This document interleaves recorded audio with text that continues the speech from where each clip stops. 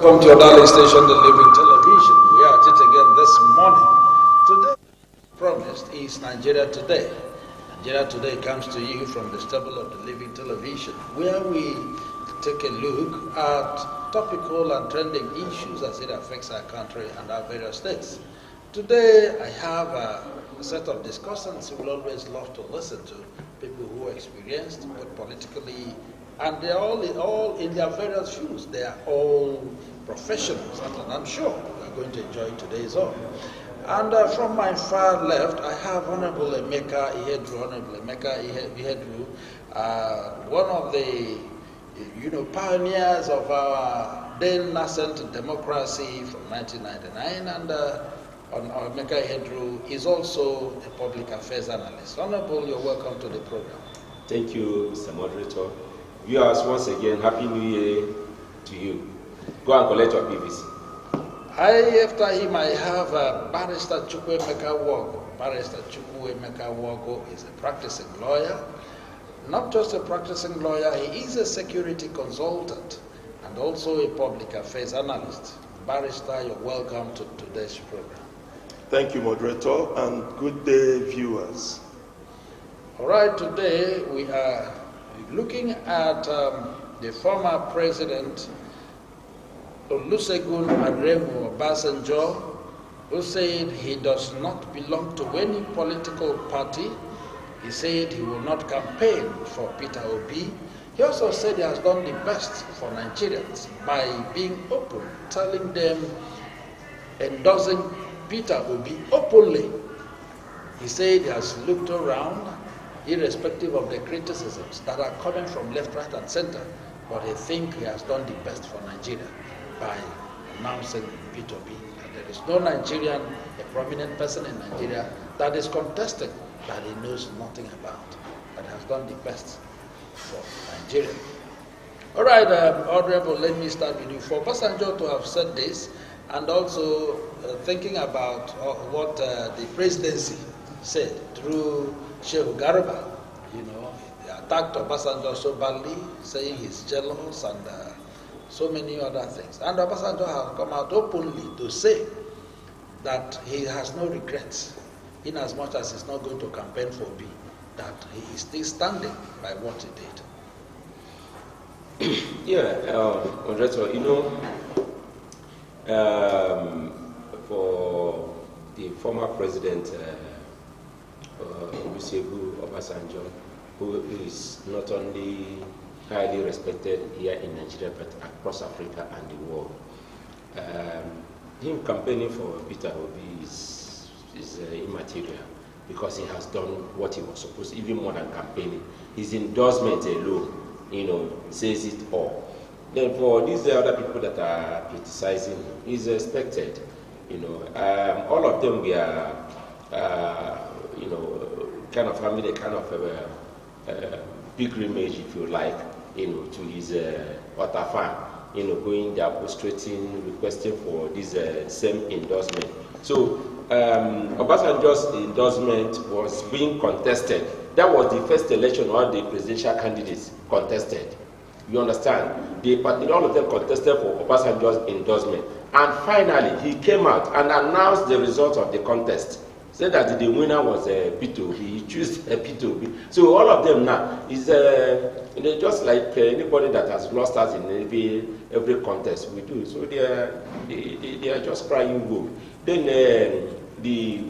from the presidency, it is also expected. The presidency is this current government is an APC government, and they were one of those who went to Ota to contest for Aremu Matthew Obasanjo's endorsement, and when he didn't favor them. So that's why it's like it. Okay, Council. Obasanjo also said that Nigerians should look out for a man or a woman who has character, attribute, skill, and attitude. That is exactly what he has said, and that is why he has no regrets for what he has done. And then, thinking about it, a lot of people had come to say, why not Atiku? We worked with for 8 years. What would you say about that? Well, let me start by saying that for Obasanjo, he is a citizen of Nigeria, like you and I. He is entitled to his own opinion. He has his reasons. Still, the proverbial 6 blind men and the elephant. You know, when each of them touched the elephant from a particular part of the body, they concluded that the elephant forms the basis yes, of the conclusion. Was akin to whichever part of the body they were touching. Also bear in mind that in Nigeria, there is a history, there is a tradition. To the best of my knowledge, I am not aware of any deputy whose principal had ever supported to succeed him. I stand to be corrected. I'm not yet aware whether president or governor, even local government chairman. But let me restrict myself to president and governor. See what played out between Buhari and Osinbajo. Yes. Buhari will tell you that Osinbajo is the best that he could have worked with. So naturally, one would have expected him to have thrown his weight behind Osinbajo. But what happened? When he, they gave him a nickname, Starboy. When it was becoming obvious that Starboy was really shining, they started moving against him, and at a point, eclipsed him politically, brought in the Hawks, who swooped on him, all kinds of, would I say, clandestine threats, and so on, blackmail. Don't go, we will raise this against you. At a point, even threat of impeachment. So we heard. And so, that being the case, what General Olusegun Obasanjo is doing is nothing strange.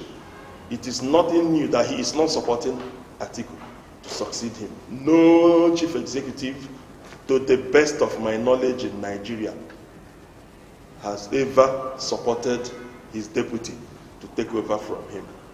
That is it. I would really want us to extend on this a little, just a little, before we go back to some other topics. Now, talking about that, are you saying naturally that Obasanjo coming to pick up or openly endorsing Peter Obi is not because Peter Obi in anywhere is better than Atiku? No. We are not yet considering the issues on the merits. Because if we begin to consider the issues on the merits, then I will address that particular argument. I am saying that as a threshold issue, there is no precedent. There is no precedent. And so General Obasanjo is still acting out that same script. You understand? But do not forget that at the last election, General Obasanjo endorsed the same Atiku and Peter Obi joint ticket. He had endorsed them at the last general election. We might assume he did that because of Peter Obi. Yeah, he endorsed Peter Obi. Remember what he said? No. I have, yes. No, he said that Atiku has learned his lesson. Good. But that does not mean that Atiku has repented from the allegations he levied against Atiku. But in that election, he did not work against Atiku. Because of the Peter Obi. It doesn't matter. He did not work against him. And Atiku was the principal. Yes, was the principal. Yes, but now, so, if Obasanjo goes ahead to endorse Atiku, he would be deviating from what has been established in Nigeria as a norm, as a tradition, as a precedent that, look, chief executives, they hate it. You would say that chief executives hate the idea of their deputies coming forward at any time to succeed. Yes, it's like you want to enjoy senior joke. You know, when we were in secondary school in those days, and your seniors were talking or discussing something, and you come around there and it's funny, and you try to laugh.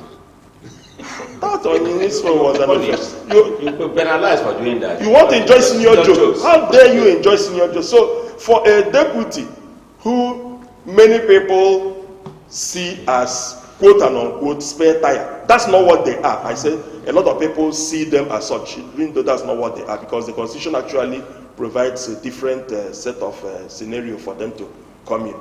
But for them to hitherto seen as spare tire, to now want to aspire to become the number, you know, like the Abba boy would say, starting when? Abba boy would say, starting when that one starts. Okay, let us look at also the total budget deficit under the President Muhammadu Buhari-led administration is set to hit 47.43 trillion naira, according to an analysis of the federal government's data from the budget office of the Federation. And we know what a budget deficit is, and that is talking about when the expenses exceeds the revenue.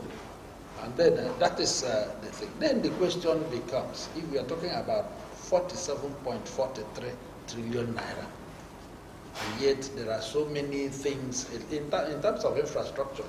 Look at the Enugu Expressway and so on. We are talking about this amount of money. Where do this money, where are they? Where do they go to? And just, if I should borrow the barrister's word, he says they are fighting corruption. Fighting corruption. Yeah, you know, the thing is not only that the deficit, and we also talk about that this morning it was in the news on one of the radio stations. I heard from the news about the money in pounds that was recovered from the looters. Yes. You understand? And since this administration and the Attorney General trying to justify the expenditure of that money, he said that it was plunged into, it was used in infrastructure, road construction, and a second Niger bridge. Yes. Now, I was asking, the question I was asking myself is this: does it mean what of the appropriation for the second Niger bridge? There was an appropriation for it, and you now brought this very one that was not appropriated. You did not even throw it into the federal government coffers, and you are still having deficit, and you are still borrowing money. You know, in Nigeria we are still indebted, and we're indebted internally and externally, and we are also. You know, the thing is that this government has been the worst managers of our resources ever since. From independence to now, this government cannot be compared to any other when it comes to the management of our commonwealth. You are running a budget from inception of this government. They have all their budget they've been running on deficits, and we are still owing. God help us. Okay. God help us. God help I us. know the other time we talked about. It's not a laughing matter, but we still have to laugh. That's why they say Nigerians are the happiest people in the world. Yes. Because of all these things. Honestly. So, Council, I also want you to look at that. Then we were talking about this deficit. Do we also consider what the president did, his benevolence to neighboring nations like the Niger Republic rail and then the SUVs that was bought for another country and so on, and yet Nigeria is this. APC as a political party, which in turn has provided the present leadership at the center, has demonstrated crass irresponsibility in terms of management of our economy. Emmy here just said they have been the worst since independence. That is not correct, sir. From prehistoric times till pre-independence, at independence, post-independence, till now, none has been as disastrous in their outing as the present APC-led administration. They have been a complete failure, complete disaster, all round. In terms of, when you begin to compare the indices of their failure, in terms of just by themselves, rating which aspect of their failure is the worst, there seems to be an intra-competition of failure indices within their same. Yes, because in terms of security, they are the worst we have ever had. In terms of management of our socio-political setting, they have been the worst. We have never been divided across fault lines of ethnicity, religion, and politics as we have been now under this administration. In terms of economy, my, oh my, that is, just name which area they have tried. This is an administration that the PDP-led administration that was in charge before APC came in succeeded in two things. Let us deal with the economy. That's what we are dealing with now. First, Obasanjo brought our foreign indebtedness to zero. Very correct. With the elimination of the indebtedness to the Paris Council. And then, Goodluck Jonathan took it further, using the same, basically the same drivers of the team, particularly Ngozi Okonjo-Iweala, and not only maintained what Obasanjo did by not borrowing, rather by saving, increase our foreign not only saving, also bringing Nigeria to be on record the best economy in Africa and among the first, I think, 26 or so in the world, the fourth largest growing in the world, number 26 in the world, and the best in Africa. These are records that are there. Today, I hear we are the 100 and something, and we are among the first 3 or so in indebtedness. Imagine a situation where China, that is looking for who to lend to, now says, I can no longer give to you people, I can no longer lend to you. That is to show you the abysmal level to which we have descended. We have exceeded our limit, our borrowing limit. It's nobody wants to give us again. Hey. And yet, we are borrowing still. When a recovery, not a recovery, well, let me start. When a recovery is made in terms of some of these countries returning the stolen Abacha, whatever. You know, Abacha has a way of sending us alert from the dead, from the land of the dead. So whenever Abacha sends us a credit alert, rather than use it to fund the budget, they will let's go and share it among faceless, non-existent people. And if you insist on having the record of the people that were beneficiaries, the part of the building where they said that record was kept will burn overnight. They will say, okay, let's go and get it on a weekend. By the Sunday, that place will burn.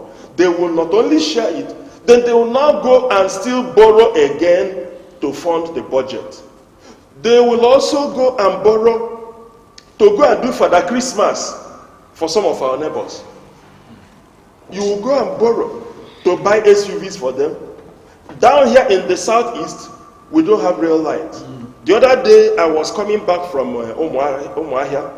I went through the Obakala, old Umuahia area, and I saw these cranes and trailers removing the thick, the roads and the slippers. Everything gone. Even in Abahia, they have removed it. So they not just that they couldn't give us new rail lines. The ones that were existing before they came, they took. And so, these things were done before independence. They took them. Those things are so thick, you can't get those gauge of metals again anywhere. That was Bola Tinubu's promise while in Enugu in his rally. That we will continue to cry. No, that he's going to extend the rail line back down to the after telling us that we will be crying. Yeah. That we will cry and cry until we that is if he's not elected. No, until we put him.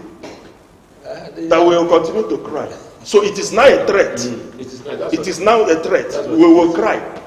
And yet he will be on our land, telling us to our faces that we will. If it had been in the days of and some of the people who brought him were happy about it. They are happy for him. No, that one is the rented crowd. You know, whenever he derails, as he does now at every campaign, there is a particular crowd.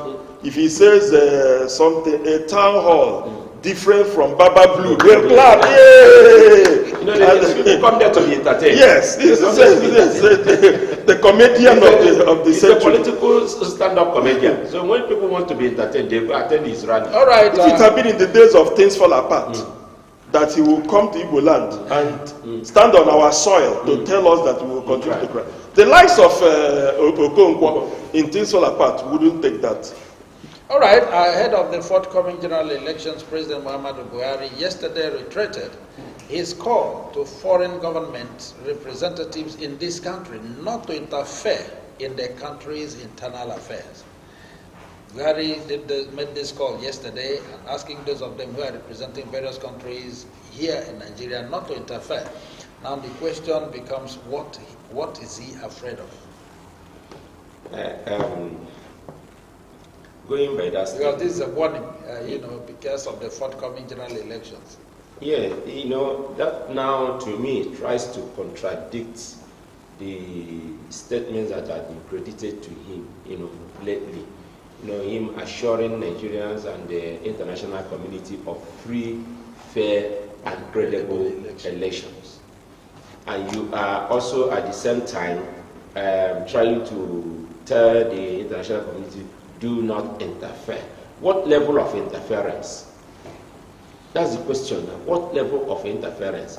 You should have also created the boundary. Don't do this. Is it don't fund the candidates or don't fund this? But this same international community, these same foreign countries and their ambassadors will also donate electoral equipments. And Nigeria will accept it. Isn't that? We'll even request. Nigeria has been requesting for aid from them. And they will give us. And then you turn around and tell them not interfere. You understand? They have invested. They should also be allowed to know how you are going to use the investment they have made. You requested and they gave to you. You received it with thanksgiving. And now you are telling them, don't interfere. What kind of that is threat? That means let me not think that the signal he's trying to send out there is that he's trying to shift to the goalpost, or after the game has already begun. So, okay. All right, Barrister, do you think Mr. President asking the foreigners not to interfere, because I know in most of our general elections we'll always have foreign observers and so on. Now, warning them not to interfere and considering the fact that he's taken the campaign of Tinubu upon himself, do we sense anything? I do not trust APC. I have never trusted them. I will still find it difficult to trust them because there is virtually nothing they have told Nigerians that they kept. Yes, that has ever turned out to be true. APC simply for me means all promises cancelled. All promises cancelled. They have been most dishonest to Nigerians, most economical with the truth at every point in time. Over things that they might have need or reason to adjust the truth, they will adjust. Over things that do not require that at all, APC will also be economical with the truth. So I am not certainly not comfortable with that statement. Like Amy said, you have requested for assistance, they've given it, and then you said they shouldn't interfere. And if there is something he is suspecting or that he knows, if he has intelligence, it is his duty to let us know, and not keeping malice with us. He would always prefer to talk to the outsiders than to Nigerians. And do not forget that all the candidates, without exception, have been based largely abroad. Every now and then, all of them, without exception, going abroad to campaign. Including medical trips. They go to campaign. In addition to medical trips, they are going there to campaign. And then the people are in their home. Your people are coming to them to campaign. And then you are telling them not to interfere. Why not stop your candidates from going? Yes, and if it has to be like maybe a regulation or a law, say, look, no candidate should take his campaign outside the country under any guise whatsoever. All right, shortly before we go on break, let us look at this. Following the widespread complaints from many parts of the country, the Independent National Electoral Commission, INEC, yesterday extended by 7 days the deadline for the collection of PVCs. And that is to say, instead of ending on the 22nd, it will be ending on the 29th. And so asking people to go and pick their PVCs. Honorable, do you think this is enough? Yesterday, millions of PVCs were quoted as not being collected. Yeah, but I still have to challenge the politicians, the political class, to mobilize the electorates, ginger them up. This thing takes some level of, some degree of mobilization and reawakening of the consciousness of our people. You understand, to go out there and collect their PVC. We have to do for now with these 7 days or thereabout extension of time.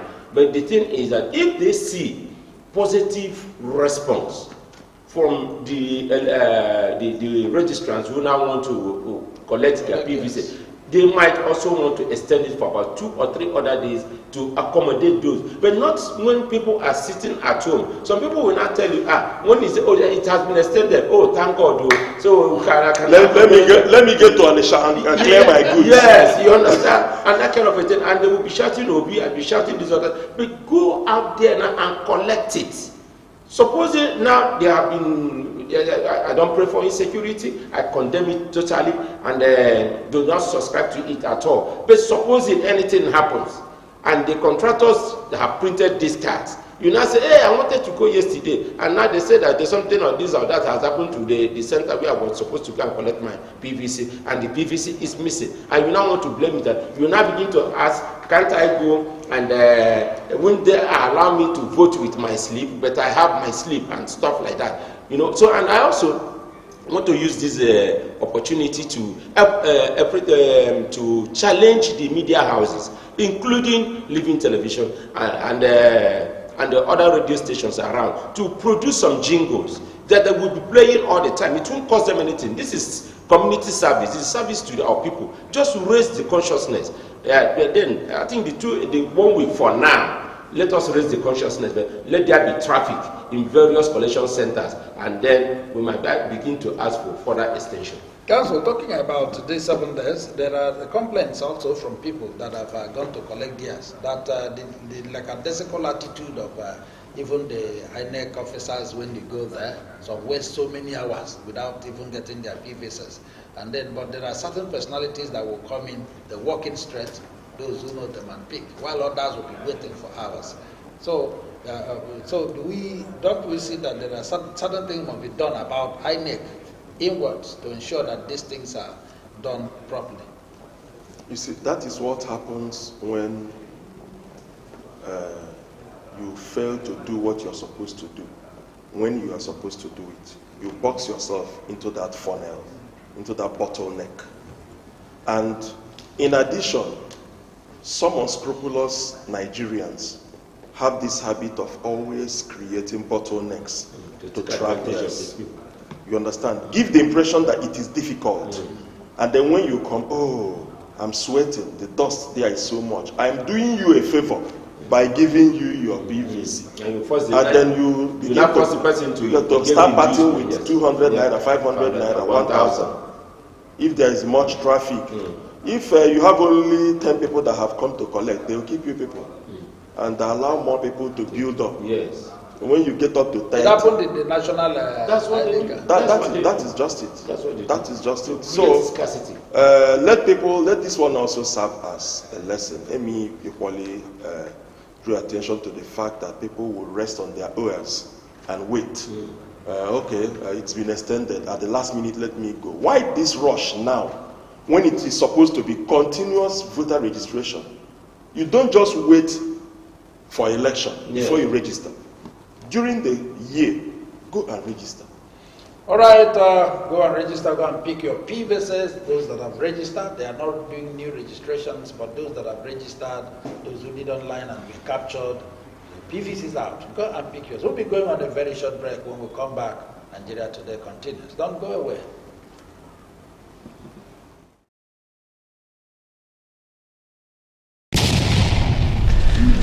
And so you can keep on watching Living TV.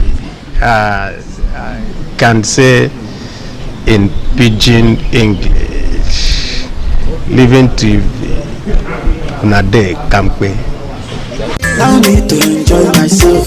Allow me Have you heard that Living Television, the latest satellite station on SatView channel, is received all over Nigeria and Africa? You can watch Living Television on every free-to-air HD decoder, including Strong HD and CSAT HD. Why keep paying for monthly subscriptions when you can have fun for free? With Living Television, you can watch lots of wrestling, football, documentaries, and Nigerian films, including discussions and debates on current Nigeria issues. Watch free live matches on La Liga Spain come Serie A, Italy come Bundesliga, German League 1, and French matches on over 80 premium channels. Wow! You can also sponsor your programs such as live church services and crusades, political rallies, burial and wedding ceremonies, promotional interviews, announcements, advertisements, documentaries, and commercials. We are situated at number 1 Jeji Street off Ikorebane Road, Aba, Abia State. For further enquiries, call 0805 367 3900. Signed, Management. Allow me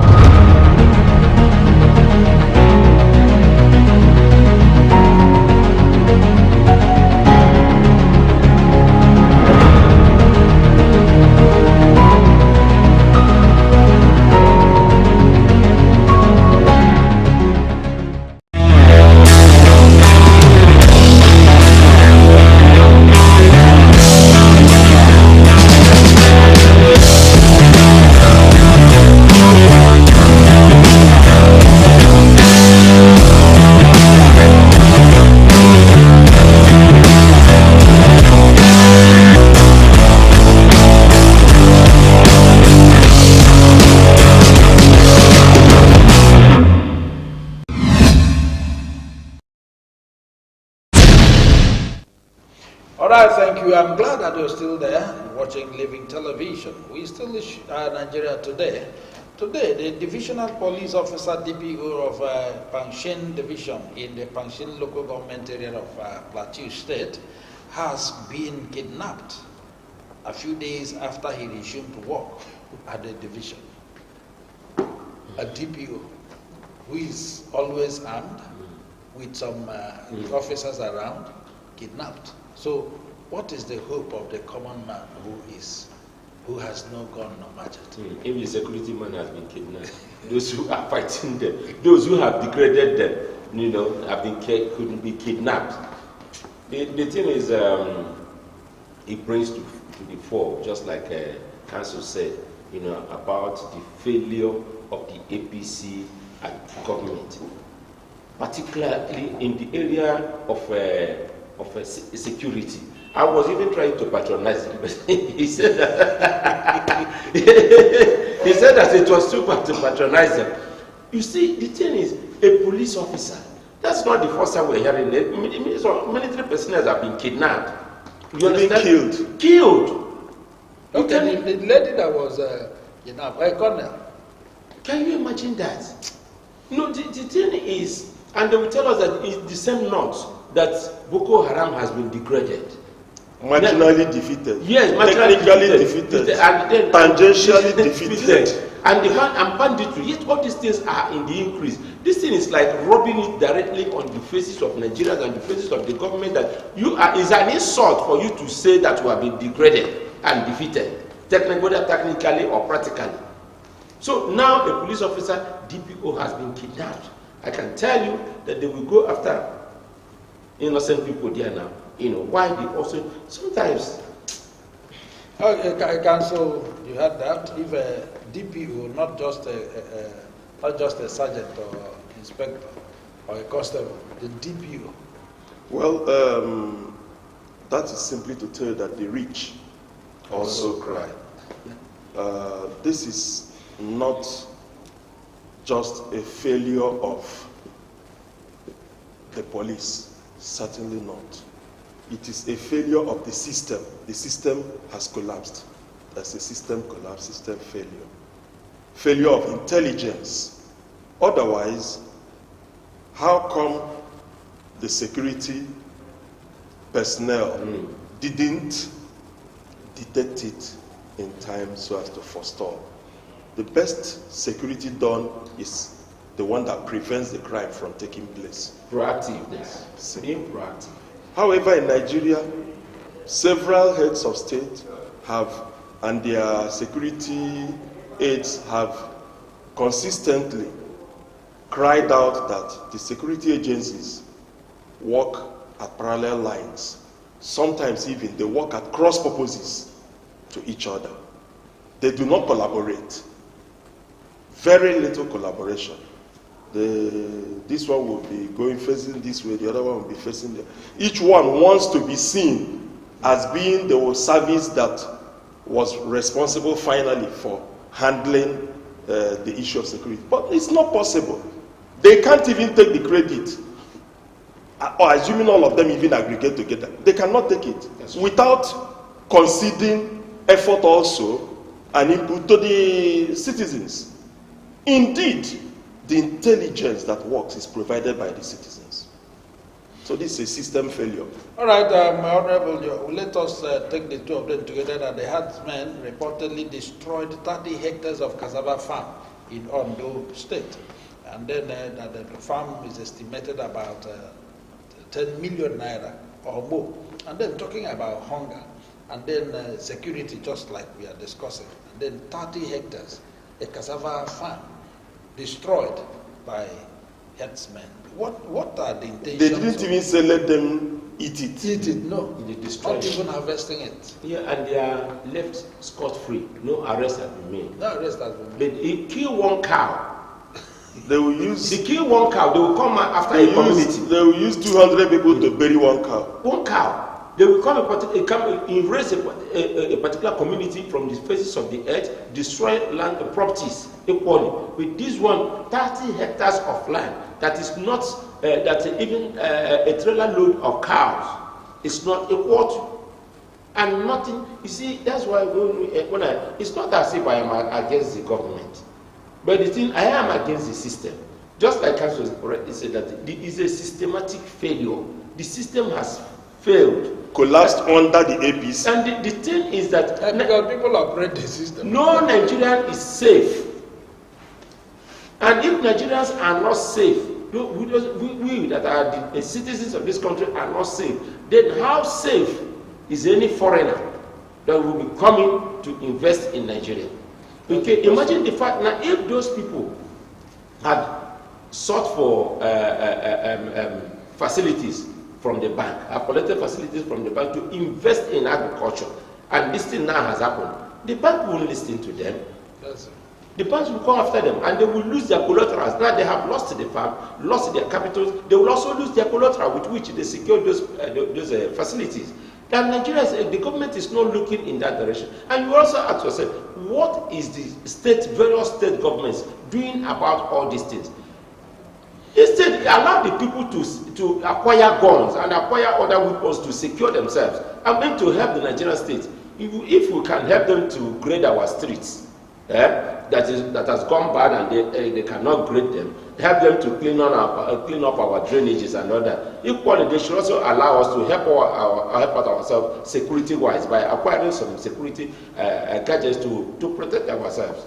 All right, Council, let us look at this. Nigeria Employers Consultative Association, NECA, when on Wednesday in Lagos, raised the alarm that Nigeria debt profile could hit 77 trillion naira in June 2023, saying that returning the economy to the path of sustainable growth demands that certain fundamentals must be gotten right.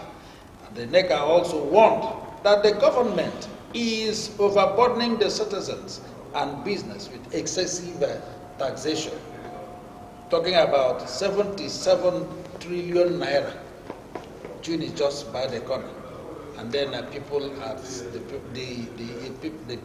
Nigerians are the ones suffering it. And they are now being overburdened with taxation. I honestly thought that we had hit 77 by last year because, yes, I know I got that piece of information from somewhere. I wouldn't really remember. That was sometime last year. Yes, so they said soon it will get to. No, I mean, as at last year. We are already exceeding it. Yes. That's what he's trying to say. And that we had already gotten there. So I might, whereas I don't have the exact details, but I think their figure is faulty. I don't know when they made that statement, whether it was this year. No, this year, last week. They need to get the proper. Yes, they need to get the proper figures, maybe from the debt management office. So you are saying what they are putting is below debt profile. Yes. I though I'm not sure exactly, I can't really say, but I got it somewhere by last year that we were already at the 77, and we are still borrowing. And we will still borrow, if you understand me. So, I will not say Nigeria has gone beyond redemption, but at the same time, when they speak like this, I expect them to make some suggestions as to the way forward. For me, one way forward to deal with the situation, when you have a foreign body in your own body that is causing, it has given you a wound, maybe when we are small, a piece of wood enters your skin, until you pull it out. That other wound does not begin to heal. It's only after you pull it out that you can now properly treat this wound and the path to recovery can start. APC is like a foreign body in the Nigerian state, creating all kinds of cancerous situations for us in the economy, and so on and so forth. So I think that if Nigerians would at the next election show APC the way out by removing that foreign body, then we would have started on the path to recovery. Otherwise,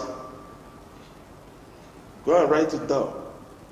We will continue to borrow. Just towards the end of last year, soon after presenting the budget, the federal government was again talking about borrowing, approaching the National Assembly with. And the present APC-led National Assembly has a way of being unable to say no to the executive. Anything that they bring, they just...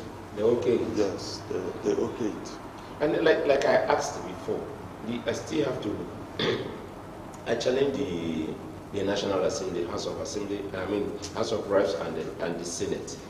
Why is it they don't question the executive branch of government?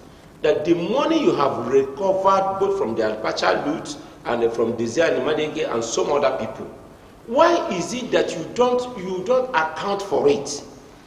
You don't declare it, all these incomes during your presentation of budget. We have recovered, we got this from the custom, we got this from the oil, and this is what we have gotten from the effort we've made towards recovering of these looted funds. And then they will now be in our national federal coffers, and will now distribute it again across the state, and it will now form part of our budget. No, this one they will get it, they will spend it, as if that this is Nigeria, this is your money, but we are keeping it for you, or we have used it to do one or two things. They just show us the figure on paper and cannot do anything, and we're still borrowing. I can assure you that only the Abacha loot is enough to clear up these our debts. You get this, these people, they will give you they will return your loot to you, and you go back again to borrow from them. And that is why the Chinese is saying... You take it and deposit in fixed accounts in their country, and then borrow officially again. Okay, before we go, a founding member of the People's Democratic Party, PDP, a former Federal Minister of Health, Professor A.B.C. Nwosu, has resigned from his membership of the People's Democratic Party and its Board of Trustees. According to Professor Nwosu, cited on non-adherence to the principle of rotation by the PDP as his reason for resigning, and he's calling it a quit. I know you are a member of the PDP, and he has resigned, and it's almost what I think what Wike has been. Okay, Wike is not talking about rotation. Wike is talking about equity. Equity, you know, and I think when you talk about rotation, it's also equity. Yes, equity. Okay, yeah, this man had to resign from the PDP. Don't you think it's going to affect Atiku's presidential interest? Yeah, I'm a staunch member of the party, PDP. I am still loyal to the party, still a member. But the happenings around our party is a cause for concern. It's giving most of us worry, you know. And if the leadership of the party at the national level first to do something, first to do anything positive about it, the situation might get worse in the coming days. And that will definitely affect not only our presidential bid, but maybe other positions like the Senate in some states and some districts, and then the House of Representatives, and even some governorship. But I think our candidate has said and has boasted that he is a unifier. And if we could not unify A.B.C. Nwosu from allowing, stopping him from resigning. And I'm sure before he resigned, he must have been... There have been consultations? Yes, consultation, trying to get this thing, to fix it. And it has gotten to this neck breaking now that he could not stand it anymore. It's quite unfortunate.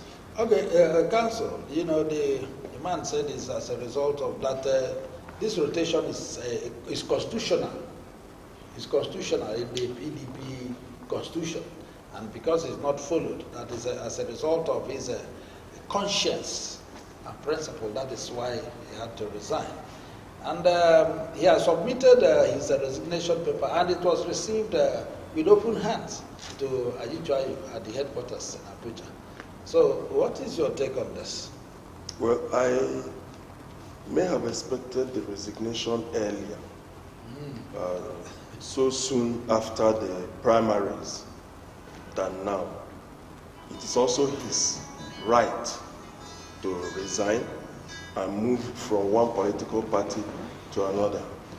As he has left the PDP, maybe for another party, there are different people also coming into PDP from other political parties. Like I said, this is right. Nobody can take that away from him. I like his principle. If you say this ought to be done and it is not done, therefore I am taking this step, yes, it is his right. He's entitled to that. As he's leaving, some others are equally coming in. Yes. I don't think that is the right approach. You cannot stop him. Yeah, you cannot stop him. But you can also dialogue with him. Look at what are his grievances. You understand? Because if you and I, he had asked for my take. This take is mine. Yeah, that is your own take. It is my own opinion. Yeah, yes. I am entitled to it, just as you are entitled to your own opinion on the matter. I do not want to go further because at my own level, I am aware, I have said this several times, that I am aware that consultations are still going on at very high levels to check some of these things. I've been very careful about the issue of the G5 governors and Wike. Anytime I'm on this program, I have tried to ensure that I don't make comments or statements that might jeopardize either the reconciliation or maybe cast aspersion on either side. Still being a member of the PDP, there is still time for reconciliation. Yes, for a lot of things to happen. Just some days ago, it was floated that the G5 have turned and are now backing Atiku. Whether it is true or not, nobody has denied it. Nobody has come forward to give details. But it is out there in the public domain. All of us saw it. We read it. They just floated it, and then none of the G5 has said anything about it. It was only the aide of Autumn that came out, one of the G5, the governor of Benue. His aide came out to say that is not entirely correct. Okay, tell us the correct version. He didn't tell us the correct version. So let us, that's why I am being cautious. I want to say it is his right. I know that several people who in the past said we are tearing our membership card eventually turned out some elders that they didn't tear their membership card, and one of them, the senior statesman, we've mentioned his name here today, said, do you people think I am stupid that I would have torn my membership? It was not my membership card that I tore.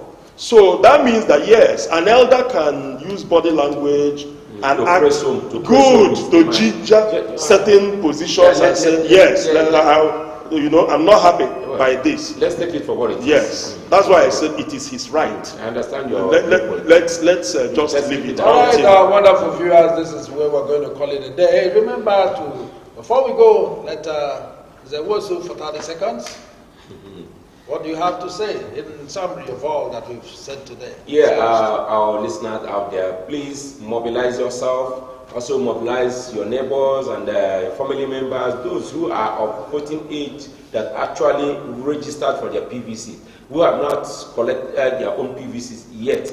Please go out there and pick your PVCs. All of us are critical stakeholders in this very coming election. Otherwise, this country will not have positive stories to tell to prosperity. We want us to do this so that prosperity will judge us aright. Until then, love you all. All right, Barrister Chukwuemeka. Yes, your registration is completely useless and of no benefit to anybody, even to you, if you do not go to collect that PVC. You need it. This time around, we don't want to talk with mouth. We are going to talk with our thumb. That is the only thing that will talk on the day of election is your thumb. Use it to make a very loud statement. That is the only thing that will qualify you to talk on the day of election. Your thumb, your PVC. Go and get your PVC. All right, on this note, we are coming to the end of the program. But remember, it is important you are part of this. Make sure you be part of the people that will enthrone a good government come this February 25th. Make sure that, so that you wouldn't complain again. And if eventually you refuse to vote, whatever problem that comes out of it, you'll be part of it. You are the cause. You are the cause. You are the cause of the problem. So from my far left, I have Honorable Emeka Yedru, known as Nzewosu, as is popularly called in the film industry. Nzewosu, thank you for being, thank you for being part of the program. Thank you for having me. It's always my pleasure. And, Prof, you didn't tell us your own. You didn't.